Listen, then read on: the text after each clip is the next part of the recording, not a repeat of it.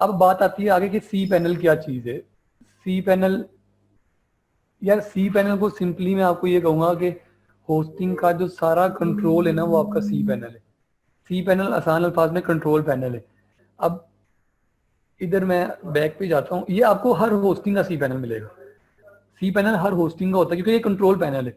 अब मेरे पास ये डोमेन थी, ये मेरे पास होस्टिंग थी, दोनों आपस में कनेक्ट है। जब आपकी डोमेन कनेक्ट हो जाएगी तो देखो इधर होस्टिंग के नीचे लिखा आ रहा है offerscraze.com। इसका मतलब है होस्टिंग डोमेन से कनेक्ट होगी। आपने मैनेज में जाना है। ये सी पैनल इतनी बड़ी चीज है कि इसको पूरा सीखने की कोई जरूरत नहीं है। मैं आपको वो चीजें सिखाऊंगा जो आपके डेली यूज में, जो पहली बात तो इसका यूज पड़ता ही नहीं है, बहुत ही कम पड़ता है। लेकिन लेट्स सपोज अगर आपको पढ़ भी जाए तो मैं आपको वो ऑप्शन सिखा दूंगा जो आपको यूज पड़ती है। मैं इधर आ गया, इधर आपके पास लिखा हुआ जी सर। स्क्रीन आपकी पावर पॉइंट की आ रही है। और सर सॉरी, मैं एक मिनट दिखा असल में देता हूँ। स्क्रीन स्टक नहीं होती क्योंकि जूम के ऊपर ना आप लोग एक टाइम में या अपना इंटर ब्राउजर शो करा सकते हैं या डेस्कटॉप शो करा सकते हैं या फिर पावर पॉइंट की फाइल, इसलिए वो बार बार उसको स्विच ऑफ करना पड़ता है। स्क्रीन स्टक नहीं, स्क्रीन को चेंज करना पड़ता है जी। चलिए देखें अब स्क्रीन आ गई सर। हाँ जी। ये चलिए मैं एक मिनट ओपन, आपके पास डोमेन है, आपके पास होस्टिंग है, होस्टिंग के साथ आपकी डोमेन कनेक्ट हो चुकी है क्योंकि इसके नीचे आपके ई इकोनॉमी लिनक्स होस्टिंग के विद सी पैनल के नीचे आपका लिखा गया offerscraze.com। अब आप जाते हो मैनेज में। ये मैनेज का मतलब है आप इस होस्टिंग को मैनेज करने जा रहे हो इसकी। उसके बाद इधर आपके पास ऑप्शन आ रहा है सी पैनल का। मैं आपको अभी ये ब्लू होस्ट में भी दिखा दूंगा। ये सी पैनल का ऑप्शन आ रहा है, आपने इस पर क्लिक कर दिया।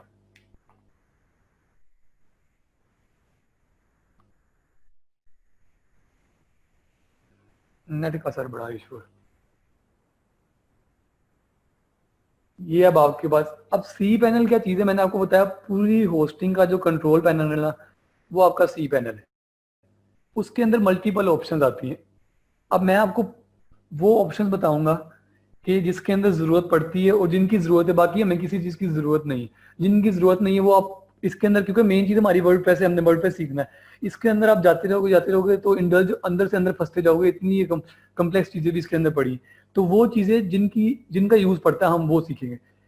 सबसे पहली बात आती है कि लेट्स सपोज अगर आपके पास कोई क्लाइंट आ जाता है, क्लाइंट आके कहता है कि यार मेरे पास एट द मोमेंट ना होस्टिंग है ना डोमेन है।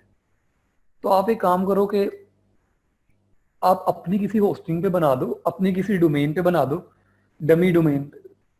और उसके बाद हम क्या करेंगे कि हम ना, मैं इतनी देर में होस्टिंग और डोमेन परचेज कर लूंगा। तो मैं क्या करूंगा, मैं एक बार मैंने होस्टिंग डोमेन परचेज कर ली, आप वेबसाइट बनाओ, 1 मंथ के अंदर आपकी वेबसाइट रेडी होगी, मैंने उसको एक्सेप्ट कर लिया। फिर हम क्या करेंगे, हम वो वेबसाइट जो आपने अपनी डमी डोमेन पे बनाई थी वो माइग्रेट कर देंगे। ये एक one of the most common factor है। जो आपके पास क्लाइंट्स आते हैं उनको इवन यार आपको, आप देखोगे उनको ये नहीं पता होता कि वो बस मुंह उठा के आ जाते हैं भाई मैंने वेबसाइट बनवानी। इवन ऐसे भी रहते हैं कि वो आपसे डिस्कस किए बगैर ऑर्डर प्लेस कर देंगे। उनको ये नहीं पता डोमेन क्या होस्टिंग क्या है। तो उनको गाइड करते हो आप, गाइड करने के बाद जितनी देर में वो परचेज करते हैं आप उतनी देर में वेबसाइट बनाते हो। अब उसके लिए आपको डोमेन डेफिनेटली, आप इस तरह तो करोगे नहीं कि हर क्लाइंट है आप उसके लिए डोमेन परचेज करो, हर क्लाइंट है अब उसके लिए डोमेन परचेज करो। तो ये जो मेरी GoDaddy की होस्टिंग है इसके अंदर ऑप्शन नहीं है, इसके अंदर सिर्फ एक वेब आप डोमेन बना सकते हो। मैं अपनी ब्लू होस्ट की होस्टिंग में चलता हूँ। सर स्क्रीन देखना, ब्लू होस्ट की शेयर है,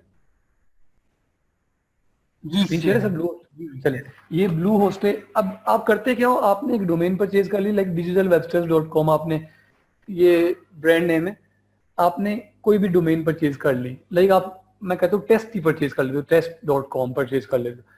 अब आपके पास क्लाइंट आया, आपने उसे क्या करना है, आपने जाना है अपनी डोमेन्स में। अब डोमेन्स में मैं आया हूँ तो यार मुझे बता रहा है कि मेरे पास सिर्फ इस वक्त 4 डोमेन्स हैं। ये एक digitalwebsters.com है, एक itsmevakar.com है, millionairesden है और guppy.com है। अब आप कहते हो यार कि मैं हर बार तो नई डोमेन परचेज करूंगा नहीं, तो मैं क्या करता हूँ कि मैं सब डोमेन बना लेता हूँ। सब डोमेन अब किस तरह की होती है मैं आपको इधर एक लिख के दिखा देता हूँ, demo2.digitalwebsters.com।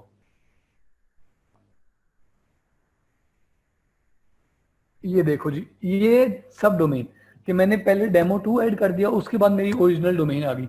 मैंने डोमेन परचेज नहीं की है, मैंने सिर्फ उस डोमेन के अंदर एक और सब डोमेन बना दी ताकि मैं उसको यूज करके क्लाइंट की वेबसाइट बिल्ड करूं।